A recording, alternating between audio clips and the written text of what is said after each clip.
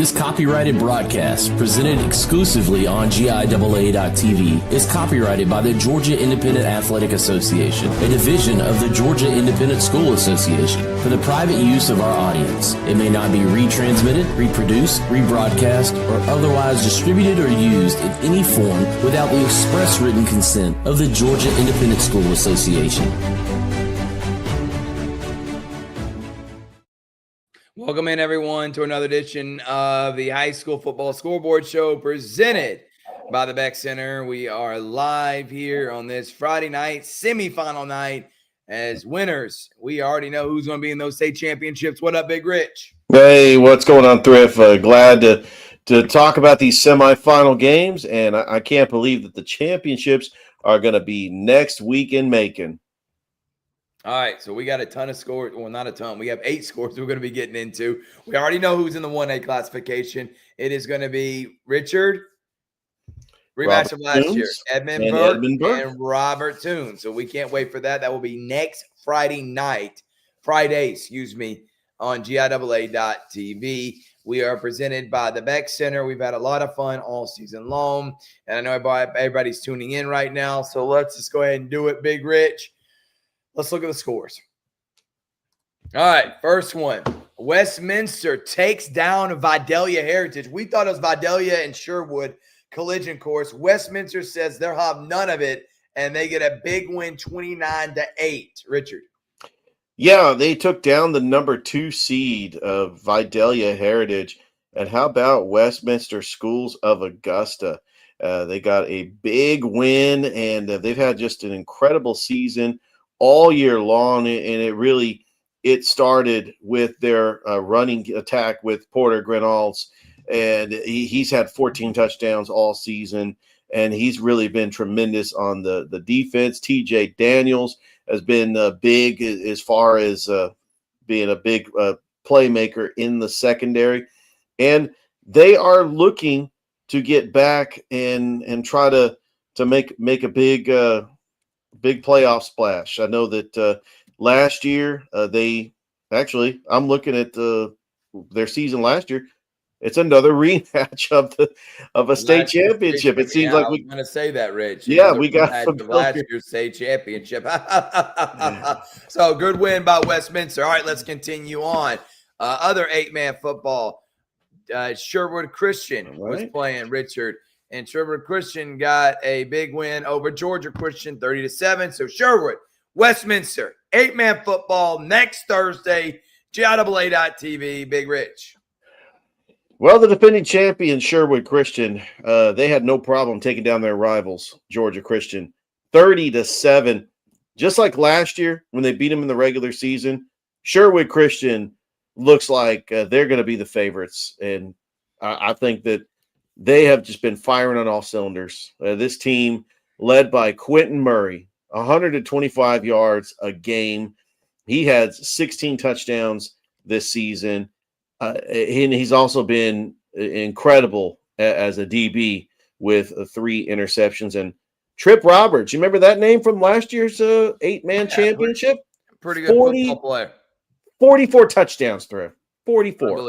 Unbelievable. Wow. What a job. Sure. Wow. What a big win over Georgia Christian. Let's continue on. Let's go to 2A football. 2A. How about Brentwood with a big win over the Briarwood Academy Bucks, 42-14. The Fighting Adam Lords are trying to go back-to-back. Brentwood cements their legacy. By the way, 8-man football championship will be 5 p.m. next Thursday at Mount DeSales. 5 p.m. Sherwood and Westminster of Augusta. And now also the 1A classification, Richard, which we talked about. It's already been decided. That's at 4:30 next Friday. So 4:30 next Friday, Robert Toons and Edmund Burke. You catch all of it on GIAA.TV. But Brentwood beats Briarwood 42-14. Brentwood has had a special season. Their only loss was to John Millage. This 2A team has got a just incredible dual threat running back in Tristan Robinson, who's got 17 touchdowns. And one thing, and Baylor Kopp, their quarterback with 19 touchdowns. One thing about 8-man football or 2A football, lower classification, is you got a team that might have they dress just 30 players. And so you got a lot of players that play both sides of the football. And that's the type of player that Baylor Cobb is. I'm excited to see Brentwood back in the state championship. We talked to Coach Adam Lord last year on the road to Statesboro. Can't wait to talk to him again on the road to Macon. In the other game, Southwest Georgia beat Southland in a rematch, 42-7. Dominant game as they played each other in the end of the regular season to see who was going to be that number 2 seed. So we got a rematch of 2A. So we got a rematch of 1A, rematch of 2A, and 8-man. So 3 rematches already we have as Southwest Georgia dominate Southland to take on Brentwood next week. And that game will be, Richard, at 3 p.m. next Saturday. Next Saturday, 3 p.m. from 5-Star Stadium at Mercer. Cannot wait for that. Southwest Georgia Academy out of Damascus is a team that likes to run the football. They do a little old school. They have had I wouldn't say they had a down year. I mean, 9-3. They did lose to Deerfield, Windsor, Brookstone, and a public school out of the GHSA, Atkinson County. But they took care of business against Robert Toombs. I mean, that was the defending single-A champion. They had no problem beating Southland Academy twice in a couple of weeks span. So they're back in the state championship, and let's see if Southwest Georgia Academy can try to spoil the party and get a state championship. Yep. All right. So from 2A, we'll go to 3A. And how about John Millage? They just do John Millage things, which is dominate. And they are back to Macon. Kind of like a birthright for John Millage, it seemed like. They made 7 straight after not making it last year. Back at Macon, they dominate Frederica 35-7. John Millage to the state championship. I'm going to say this, Thrift. Asa Wall might be the best tight end in Georgia. That he is just a physical specimen. I don't care if it's GIAA. You've seen what Asa Wall has done for John Millage. He is a game changer. He reminds me a little bit of Brock Bowers. I think that John Millage is going to utilize him to his full potential to try to carry on his back to get to and win a state championship. What John Millage has done, their only loss was to Athens Academy, and that's not even a team in the GIAA. They've dominated everybody on their schedule. They have beaten 4A teams. They have beaten all classifications of the GIAA, and they've had a special season, and they're back to their original form when they rattled off what was the record, like 80 straight wins. I mean, it was something crazy. Incredible. They're back at it again, and we expect them to be up to the challenge, trying to get back their first state championship since 2022. The team they'll be playing played in it last year, and they took down Westfield 26-14. Deerfield Windsor back to the championship in Macon. We have undefeated Deerfield Windsor taking on one-loss John Millage. It could be the game of the entire weekend in Macon. They will face off, Richard, on Friday at 7:30. That is 7:30 at Macon, Mercer 5-Star Stadium. You can watch it on GIAA.tv. And the cost is the same cost for 2 adult tickets to watch the state championship games that day. Deerfield Windsor takes down Westfield, and they are going to be taking on John Millage next Friday night. Lane Seals, one of the best quarterbacks in the state of Georgia, 33 touchdown passes. He leads the GIAA in passing yards and touchdown passes. And he's got some weapons to throw to. Gabe Daniel, David Hutchins, Bradley Mitchling. We remember these guys from the state championship last year when they beat Valwood. And remember, Deerfield Windsor was coming in undefeated, and they were behind John Millage because of the strength of schedule. Deerfield Windsor's got something to prove against John Millage. They feel they're the defending champions. They felt disrespected that they were not the number 1 overall seed, but they're finally here in the state championship. And Friday night is going to be off the chains. I'm looking forward to the state championship matchup between Deerfield Windsor and John Millage, and I can't wait. So from 3A, let's go to 4A. And in the 4A classification, number 1 team, Stratford, takes down George Walton. They were up 21-0 in that first half. They never looked back. Stratford back to Macon, first time since 2022 when they lost to Pacelli for the state championship. Stratford takes down undefeated George Walton. The Bulldogs had a great season. They finished 11-1, and Stratford to Macon. Yeah, once Tyler Stevens went out with that injury, I started questioning, can Stratford Academy find somebody else to carry the load? And they did just that. Aaron Jefferson, only a freshman, was able to get the load. And Tucker Johnson, a sophomore, they've been relying on them in the ground game. And you lose a chunk of that offense. Tyler Stevens had 20 touchdowns for Stratford. And they don't really pass that much. I mean, Tucker Johnston only had 11 touchdowns this season, but the fact that they beat a George Walton team that was undefeated. Say what you want, George Walton was ranked the way they were because of the strength of schedule, but Stratford takes care of business. They're back in the state championship where they feel they belong, and it's going to be in front of a home crowd. I mean, a Macon school that makes it to the state championship that's being held in Macon, there's something special about that, and Stratford deserves to be here. The team they'll be taking on is Brookstone as the Cougars take down FPD in a defensive clash, 13-0. Broughton Branch was efficient. The offense made the plays they needed to, and that defense was lights out, shutting out FPD. They beat them earlier this year. They sweep them, and Brookstone back to Macon. Since 2023, they'll take on Stratford. Big win for the Cougars and Ian Headley's first season on the job. Yeah, and Brookstone is going to be taking on Stratford Academy again. It's going to be the rematch. Stratford Academy gave them their first loss of the season back on September 19th, 41-14. And Coach Headley would probably tell you there was a lot of mistakes that were made, and Brookstone is hoping to clean up those mistakes. If that defense plays the way they did against First Presbyterian Day, I think the Brookstone Cougars would win, I believe, their first state championship because they used to be in the GHSA. I got to go back in the history books to see, but definitely first in the GIAA. And what a historic season that the Brookstone Cougars had. And they're out for a little revenge because they lost to Stratford in the regular season, and they feel that they could have a better showing next time.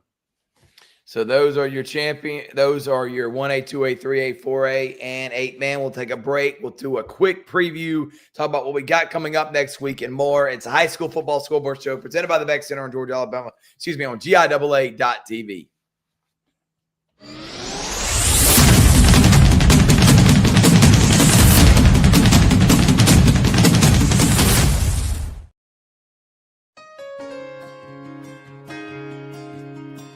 Founded in 1985, the Georgia Independent School Association proudly represents nearly 170 accredited private, independent, and parochial schools across the state. From Tallulah Falls to St. Simon's Island, from Columbus to Augusta, our schools serve over 76,000 students every year. Whether parents are interested in smaller class sizes, more individual attention, a religious-based curriculum, or a safe and structured environment, the GISA provides a strong education, which is the foundation for success. To learn more about the GISA and how they can serve your school, visit us online at www.gisaschools.org.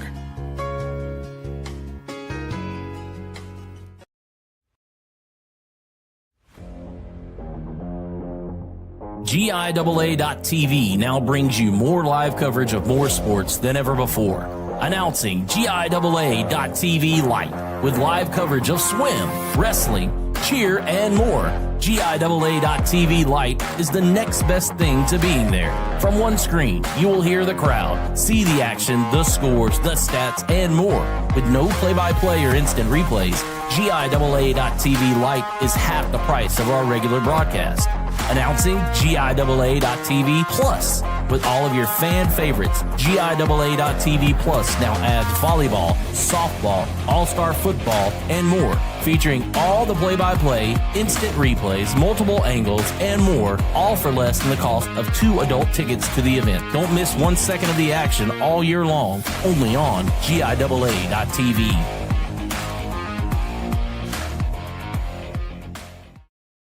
Welcome back, everyone, to the High School Football Scoreboard Show presented by the Beck Center here on GIAA.tv. All right, Richard, next week we have again on Thursday. Flag football playoffs start on next Tuesday. There's 6 teams. They'll have the first round and then the semifinals at 2 locations, and we'll have who's going to play in the state championship on Thursday at Mount DeSales. So that will be at 3 o'clock. Then at 5 o'clock, it's 8-man football followed by all-star game, all at Mount DeSales on Thursday. You can watch it on GIAA.tv. On Friday is the 1A classification, Richard, as Edmund Burke and Robert Toombs will go against each other at 4:30. And then at 7:30, it's John Millage and Deerfield Windsor battling it out in the 3A classification from Macon's Mercer University 5-Star Stadium. And then Saturday at 3 p.m., it's a 2A classification rematch of Brentwood in Southwest Georgia, 3 p.m. And then at 6 p.m., it's Brookstone. It's Stratford, rematch of earlier this year. What's your initial thoughts with that, Richard? Well, starting with the flag football, I think it's going to be the same rematch as last year, Pacelli and Georgia Christian. I think that even though Georgia Christian is the number 3 seed, Mount DeSales is the number 2 seed, and they got a chance to actually be on their home stadium playing flag football. I like the fact that Pacelli and Georgia Christian were there last year, and we kind of seen a trend, with the exception of 3A and 4A, that all the other classifications have rematches of state championships. Yeah, well, that we'll be able, exactly right. We got 3 of the 5. So remember, have flag, 8-man, 1A, 2A, 3A, and 4A. Actually, 6A championships we're going to be doing right now. We already we already got 3 rematches in 1A, 2A, and 8-man, potentially flag, and then of course 4A and 3A are not rematches of last year. So what's going to happen as far as content-wise? Just like last year, we had the road to Macon. Well, we got that this year. We're going to sit down and interview all 12 coaches that are going to be playing for the state championship, both flag football coaches. We're going to be interviewing both 8-man football coaches, Westminster, Augusta, and Sherwood Christian. Richard, we're also going to be doing 1A, Edmund Burke and Robert Toombs. We'll talk the 2A, Southwest Georgia and Brentwood, 3A's, John Millage and Deerfield Windsor, and then 4A, Brookstone and Stratford, all a part of Road to Macon. It will be on Wednesday night at 8 p.m. You'll be able to see all those interviews, an ultimate preview. Me and Richard will talk about every single matchup, every single game, and what our expectations are for those games. So should be a lot of fun. That will drop again on Wednesday. No Inside the GIAA. We're going to put that on hiatus, and we'll pick back up in basketball season in January. But right now, we're going to put a close on that, and we're going to end the fall season with the Road to Macon on Wednesday. Cannot wait to do that, interview all the coaches, Richard. Yeah, I can't wait. I mean, we're going to be able to talk to the same coaches that we had last year. It's going to be a lot of fun, and I'm excited to see the new coaches, the coach from John Millage, the coach from Brookstone, the coach from Stratford. These are new coaches that we didn't get to talk to. Think about this, the 4A classification. Last year, it was Bullock Academy and First Presbyterian Day. We got 2 brand new teams that are in the 4A championship. For the 3A championship, we've got John Millage, and Deerfield Windsor was there before last season. So it's going to be a lot of fun. And the venues change. As much as I love Statesboro last year, and it was a great venue, and Georgia Southern did a fantastic job putting it on, it's back in Macon at 5-Star Stadium, the home of Mercer University. And I know that a lot of the teams close to Macon, like John Millage, Stratford, they're all excited that they can have their fans travel not that far to be in front of that crowd. And you have teams from Albany that are not that far away, and teams from Columbus that are only like an hour and 20 minutes away. So I really like the fact that the location has changed to Macon because it's in the center of the state. But even though Statesboro did a fantastic job last year. All right. Well, thank y'all so much for watching. We've had a lot of fun here tonight. We will see you next time on the Road to Macon, Wednesday on GIAA.tv. Have a great night, everyone. Night, everybody.